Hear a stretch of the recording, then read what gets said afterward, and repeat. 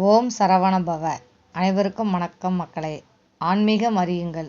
இது என்னுடைய முதல் பதிவு. நம் அனைவருக்கும் எந்த துன்பமும் கஷ்டமும் வந்தால் செல்லும் இடம் கோவில் ஒன்றுதான். கடவுளிடம் மட்டுமே முறையிடுவோம், சில வேண்டுதல்களை வைப்போம். இந்த பதிவில் நாம் பார்க்க போகும் தலம் பழனியில் வீற்றிருக்கும் பால தண்டாயுதபாணி திரு ஆவினன்குடி ஆலயம்.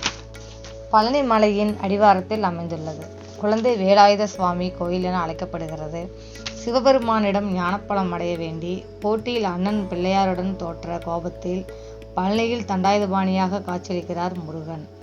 பழனி மலைக்கோவில் மற்றும் திரு ஆவினன்குடி கோயில் இரண்டையும் உள்ளடக்கிய ஒரு தலம். இவரின் தோற்றம் உலக உண்மையினை உணர்த்தும் வகையில் அமைந்துள்ளது. அகத்தியர் இங்கு தவம் புரிந்து முருகனிடம் தமிழ் இலக்கணம் பயின்றார். இங்கு அபிஷேகம் செய்யப்படும் பஞ்சாபிரதம், பால், தீர்த்தம் சாப்பிட சகல நோய்கள் தீரும்.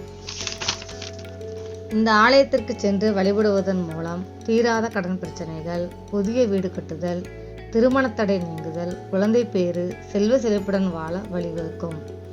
செவ்வாய் தோறும் 6 செவ்வாழை பழமும் செவ்வரளி பூவும் வாங்கி சென்று மனமுருகி வழிபாடு செய்து வந்தால் உங்களது திருமணத்தடை நீங்கி விரைவில் திருமண யோகம் கைகூடி வரும். குழந்தை பாக்கியம் பெற விரும்பும் தம்பதியர்கள் மாதம் 2 முறை வரும் சஷ்டி விரதத்தன்று குழந்தை வேலாயுத சுவாமியை மனமுருகி வழிபாடு செய்யவும், தங்களால் முடிந்த கோவிலுக்கு வரும் பக்த கொடிகளுக்கு அவுள் சர்க்கரை அல்லது சர்க்கரை பொங்கலை பிரசாதமாக அவர்களுக்கு வழங்கி வாருங்கள். தம்பதியர்கள் வீட்டிற்கு சென்று விரதத்தை முடித்து கொள்ளுங்கள். மேலும் இது போன்ற ஆலயங்கள் பற்றியும் அதன் சிறப்புகள் பற்றியும் தெரிந்து கொள்ள நமது ஆன்மீகம் அறிவோம் சேனலை சப்ஸ்கிரைப் பண்ணுங்க. இந்த பதிவு பயனுள்ளதாக இருந்தால் லைக் பண்ணுங்க. உங்களது நண்பர்களுக்கும் சொந்த பந்தங்களுக்கும் ஷேர் பண்ணுங்க. மீண்டும் அடுத்த பதிவில் சந்திப்போம். செல்வ செழிப்புடன் வாழ்க. வணக்கம்.